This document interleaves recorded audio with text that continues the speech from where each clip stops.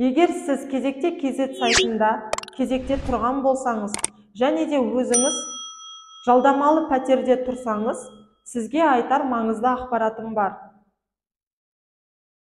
Жолдасыңыз екеуіңіздің табысыңызды қоса отырып, балаларыңызға және өздеріңізге шаққан кезде 42.500 теңге минимальный прожиточный суммадан аспаса, мемлекет сізге 50%-ын төлеп бере алады.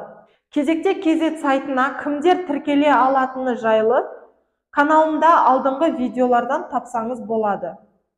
Егер сіздің доходыңыз аз болса, бұл сіздің депозит шотыңызға ақша жинауға жақсы мүмкіндік.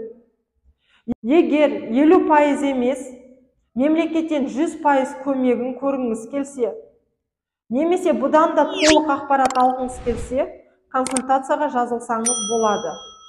Менімен болғаныңызға рахмет. Каналыма тіркеліп, лайк басып кетсеңіз болады.